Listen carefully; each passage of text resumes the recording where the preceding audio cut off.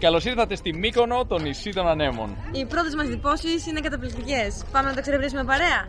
Φύγαμε. Μύκονος! Πριν αρχίσουμε, πάμε να δούμε το πώς φτάσαμε. Πήραμε το αεροπλάνο από Θεσσαλονίκη, το οποίο κόστισε 69 ευρώ και 50 λεπτά το άτομο. Στο αεροδρόμιο μας περίμενε λεωφοριάκι, το οποίο μας πήγε κατευθείαν στο κάμπινγκ που μείναμε. Φτάσαμε. Για να δούμε. Wow, ωραία κρεβατάκια και ανεμιστήρας. Κοινούλα σπιτάκι. Καμπίνα το λένε βέβαια αυτή. Πολύ ωραία. Καμπίνα στο Paradise Beach. Εκτός από τρελά πάρτι, το κάμπινγκ είχε καθαρούς νηπτήρες και τουαλέτες. Αλλά πάμε κατευθείαν να δούμε τι έγινε την επόμενη μέρα. Καλημέρα, παιδιά. Καλημέρα. Ξυπνήσαμε, φάγαμε ένα φρουτάκι και είμαστε έτοιμοι να εξερευνήσουμε τις παραλίες του νησιού. Φύγαμε. Νοικιάσαμε αυτήν την γουρούνα, η οποία βγήκε 40 ευρώ την ημέρα. Η πρώτη παραλία που θα επισκεφτούμε είναι η παραλία του Άγιου Σώστη, η οποία απέχει περίπου 11 χιλιόμετρα από το κάμπινγκ.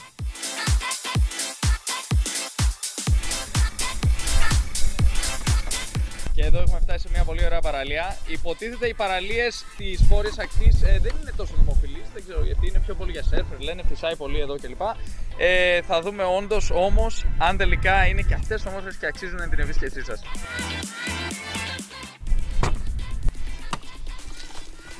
Έχει λίγο άνεμο, αλλά η παραλία φαίνεται καταπληκτική.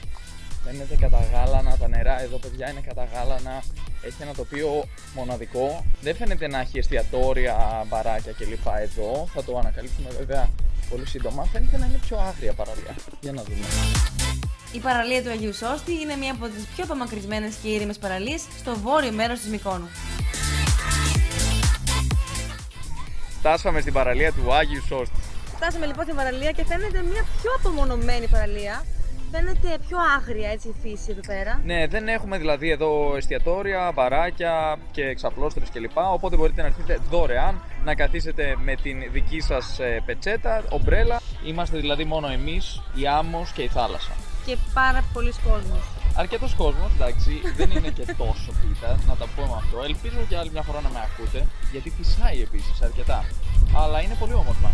Η θερμοκρασία του νερού είναι ωραία. Γενικότερα μας είπαν να μην επισκεφτούμε τις βόρειες παραλίες του νησιού. Αλλά φυσικά εμείς αποφασίσαμε να αρχίσουμε από αυτές. Εννοείται, γιατί καλύτερα να πας από τα χειρότερα στα καλύτερα παρά το αντίθετο. Βέβαια, μένει να ανακαλυφθεί αν όντως είναι χειρότερα ή καλύτερα, γιατί εδώ, παιδιά, εμένα μου αρέσει πάρα πολύ. Η παραλία έχει μήκος 300 μέτρων και πανέμορφα καταγάλανα νερά. Στην παραλία δεν υπάρχει μουσική από beach bar και άρα είναι πιο εύκολο να χαλαρώσεις και να απολαύσεις τα πεντακάθαρα νερά της.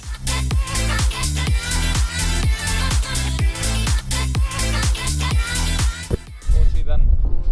Τέλειο νερό, 10 στα 10. Παιδιά, αυτή η παραλία είναι καταπληκτική. Τέλεια, η θερμοκρασία. Πάρα πολύ ωραία. Μέχρι Σεπτεμβρίου απόλαυσα το νερό πραγματικά. Λοιπόν, εγώ πάντως θεωρώ ότι είναι δροσερή, δεν είναι πολύ κρύα. Όχι, δεν είναι κρύα. Λίγο με το πόδι μου δηλαδή που τη δοκίμασα εδώ, είναι δροσερή, δηλαδή είναι για να μπει. Τέλεια, είναι τέλεια. Αλλά βλέπω ότι έχει μια πέτρα εδώ μπαίνοντας, ναι. Πρέπει να περάσει αυτή την πέτρα. Ναι. Και πώς το κάνουμε? Γλιστράει? Πήγαμε για την επόμενη παραλία, παιδιά. Η απόσταση μεταξύ των δύο παραλιών είναι περίπου 2,2 χιλιόμετρα. Φτάσαμε λοιπόν. Φτάσαμε Πάνορμο που είναι μόνο 5 λεπτάκια, ίσως και λιγότερο από εκεί που ήμασταν πριν από τον Άγιο Σώστη. Πολύ κοντά. Να πούμε εδώ ότι υπάρχει μια περίεργη διαδικασία για να φτάσετε. Αν θέλετε να μπείτε σε ένα κλαμπ ή beach bar που έχει, θα έχει ιδιωτική είσοδο και πάρκινγκ και δεν μπορείτε να μπείτε. Είναι αν θέλετε να πάτε δηλαδή να καθίσετε στις ξαπλώστρες εκεί. Αλλιώς υπάρχει μια εναλλακτική να αφήσετε το αυτοκίνητό σας εδώ και να περπατήσετε με τα πόδια για να πάτε εκεί, που είναι ακριβώς αυτό που θα κάνουμε εμείς. Να πούμε επίσης ότι υπάρχει καγιά, κανό, υπάρχουν θαλάσσια σπορ που μπορείτε να κάνετε στην παραλία. Υπάρχει ένα μέρος της παραλίας, όχι πάρα πολύ μεγάλο, που μπορείτε και εδώ να αφήσετε πετσέτα και να χαλαρώσετε. Αλλά εμείς θα πάμε στην άλλη πλευρά να απολαύσουμε τα νερά και την όμορφη θερμοκρασία της θάλασσας. Φύγαμε. Είναι καλά οργανωμένη με beach bar, εστιατόρια και ωραία μουσική όπου και αν καθίσεις. Για να πούμε ότι έχουμε εκπλαγεί με τις δύο αυτές παραλίες ήδη στην βόρεια μεριά του νησιού. Μας είχαν πει ότι δεν είναι και τόσο ωραίες, αλλά εμένα μου αρέσουν πάρα πολύ. Πανέμορφες είναι, παιδιά. Ναι, πραγματικά. Λοιπόν, αυτό το νερό, το γάργαρο, το καταγάλανο εδώ, είναι φοβερό το τοπίο.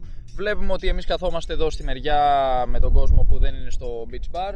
Και εκεί έχει τα beach bar με τις ξαπλώστρες, δεν ελέγξαμε τις τιμές. Φαντάζομαι θα είναι γύρω στα 60 την ημέρα και πάνω, χωρίς να είμαι σίγουρος.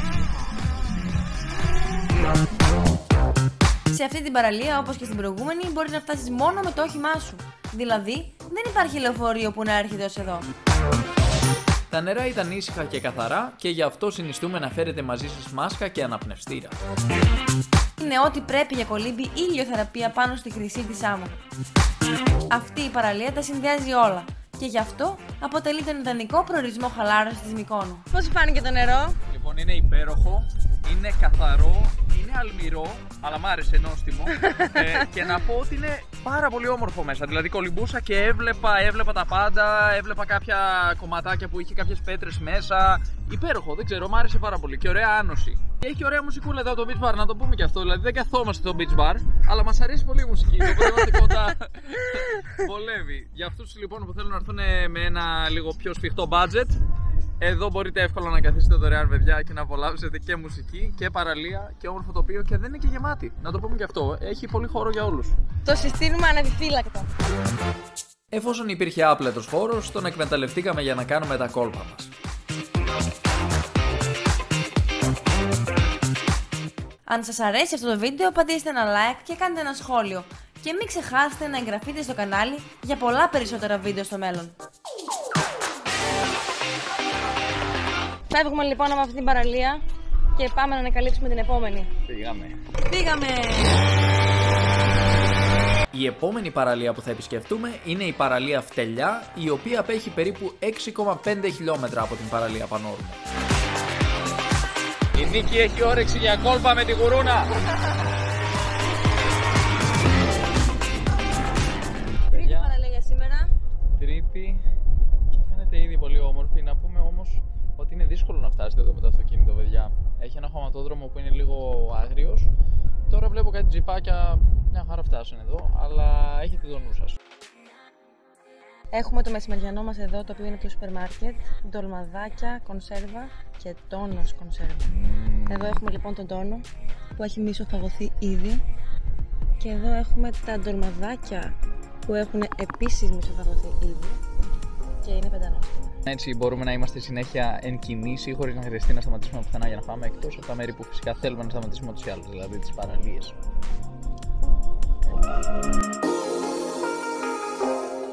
Με την ενέργεια του ντολμά, πάμε να συνεχίσουμε τα κρεβατικά μας κάτω από τον ζεστό ήλιο του Σεπτέμβρη.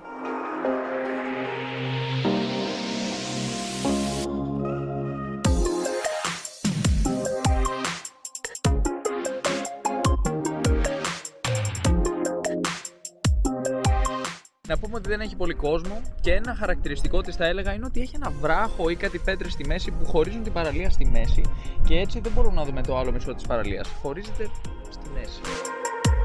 Συνήθως αυτή η παραλία έχει πολύ άνεμο και απίστευτα κύματα, κάτι που δεν ίσχυε την ημέρα που πήγαμε εμείς. Είναι ιδανική λοιπόν για windsurf ή surf τις περισσότερες φορές. Εμείς όμως οι τυχερούλιδες την πετύχαμε λάδι και την ευχαριστηθήκαμε στο έπακρο.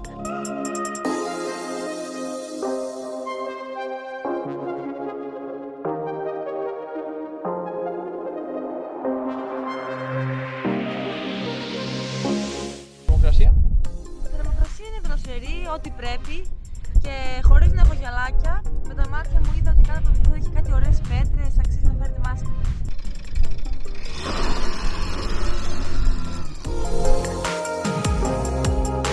Φεύγοντας από την παραλία, βρεθήκαμε σε έναν χωματόδρομο, ο οποίος οδηγούσε προς την τεχνητή λίμνη φράγματος Μαραθίου. Είναι μια όμορφη διαδρομή που μπορείς να κάνεις με τη γουρούνα, την οποία πολλοί επιλέγουν για να θαυμάσουν με ησυχία τις ομορφιές της Μυκόνου. Λοιπόν, παιδιά, κάναμε μια στάση εδώ γιατί πετύχαμε μια καταπληκτική λίμνη. Η οποία είναι η τεχνητή λίμνη του φράγματος Μαραθίου. Η λίμνη, εκτός του ότι αποτελεί μία από τις δύο υδατοδεξαμενές του νησιού, είναι και σημαντικός υδροβιότοπος του. Κατασκευάστηκε το 1993 ώστε να συμβάλλει στην τροφοδότηση του νησιού με νερό για άρδευση αλλά και ίδρυυση. Με την δύση του ηλίου φύγαμε για να πάμε προς την χώρα της Μυκόνου, η οποία είναι γύρω στα 5 χιλιόμετρα μακριά από τη λίμνη. Ήρθε η ώρα να γεμίσουμε τη βενζίνη, παιδιά, να είμαστε σίγουροι, γιατί εντάξει, γυρνάμε αρκετά εμείς στο νησί, οπότε θέλουμε να είμαστε σίγουροι ότι δεν θα μείνουμε στη μέση του πουθενά χωρίς βενζίνη. Μια χαρά, με 9 ευρώ βάλαμε 4 λιτράκια και γέμισε η γουρούνα, ήταν μισογεμάτη ήδη, να πούμε την αλήθεια. Και φεύγουμε για άλλη μια φορά προς το κέντρο, πάμε για τους Ανεμόμυλους, θα παρκάρουμε εκεί και θα συνεχίσουμε στο κέντρο. Η Μύκονος ανήκει στις Κυκλάδες και έχει πληθυσμό περίπου 10.000 άτομα. Για άλλη μια φορά επιστρέφουμε στους Ανεμόμυλους για να παρακολουθήσουμε το δεύτερο ηλιοβασίλεμα εδώ στη Μύκονο. Έχει αρχίσει να δει και είναι σαν κρόκος αυγού. Εκεί ακριβώς δει αυτή τη στιγμή και βλέπουμε ανθρώπους, βάρκες, όλοι μαζεύονται εδώ για να παρακολουθήσουν αυτό το περίφημο ηλιοβασίλεμα της Μυκόνου. Είναι ένα νησί παγκοσμίου φήμης, το οποίο επισκέπτονται για τις υπέροχες παραλίες του, αλλά και για την νυχτερινή του ζωή. Οι ανεμόμυλοι της Μυκόνου συχνά αναφέρονται ως κάτω μήλοι. Είναι ένα διάσημο αξιοθέατο του νησιού. Η ύπαρξη των ανεμόμυλων στην νησιωτική Ελλάδα χρονολογείται στις αρχές του 15ου αιώνα. Αργότερα, κατά τα τέλη του 18ου αιώνα έως τα μέσα του 19ου αιώνα, είναι διαπιστωμένο ότι λειτουργούσαν στη Μύκονο 28 ανεμόμυλοι. Γενικότερα, η υψηλή συχνότητα ανέμων στη Μύκονο ευνόησε κατά την περίοδο αυτή την επιχείρηση άλασης αλλά και εμπορία σιτηρών. Για να σας δώσουμε να καταλάβετε, εδώ πέρα έχουμε κάτι τιμές. Τίτσιο 19, γύρω μερίδα 25, σουξουκάκια 19, γεμιστά vegan 14, σολομός 29,90. Ωραία! Βλέπουμε υπάρχουν επιλογές. Τα απογεύματα στη χώρα συνήθως έπαιζε υπέροχη μουσική αυτός ο σαξοφωνίστας.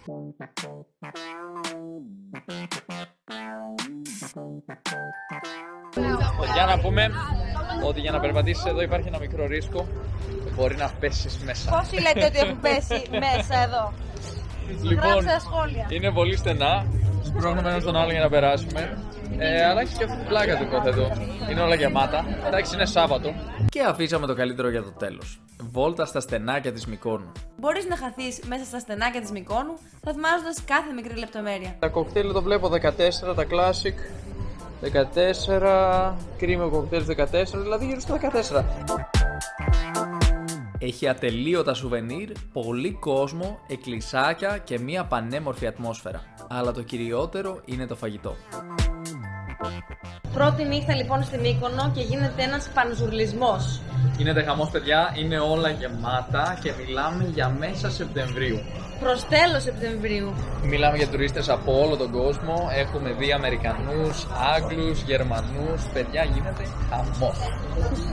Ήρθαμε λοιπόν στο Snack Bar Λεωνίδας και έχουμε 2 γυράκια και 2 μπυρίτσες, παιδιά. Γυράκια, το ένα είναι πατατόπιτα βασικά και το άλλο είναι γύρο κοτόπουλο. Λοιπόν, να πούμε ότι αυτό κοστίζει 4,5 ευρώ, οι μπύρες κοστίζουν από 3,5 ευρώ και η πατατόπιτα κοστίζει 3 ευρώ. Λογικές τιμές, αν ψάξεις λοιπόν θα βρεις. Η απόλαυση ήταν τεραστίων διαστάσεων, αλλά αμέσως μετά γυρίσαμε στο κάμπινγκ του Paradise Beach, όπου φυσικά είχε πάρτι. Θα πάμε να ανεβαίνουν τα like, να ανεβαίνουν οι... πώς το λένε? Εγγραφές. Οι subscribers. Συνδρομητές. Οι συνδρομητές. Σας λέει, καλύτερα λέτε εσείς συνδρομητής ποτέ? Ναι, ρε. Συνδρομητή μόνο για τα κινητά λέμε. Να ανεβαίνουν οι subscribers και τα likes, παιδιά. Να δούμε μια σπιμέρα γιατί από το YouTube τίποτα. Δεν βγαίνει κανένα. Βλέπουμε ένα τεράστιο σύννεφο. Το οποίο έφυγε ήδη. Ντρόν, κάτσε ήσυχο.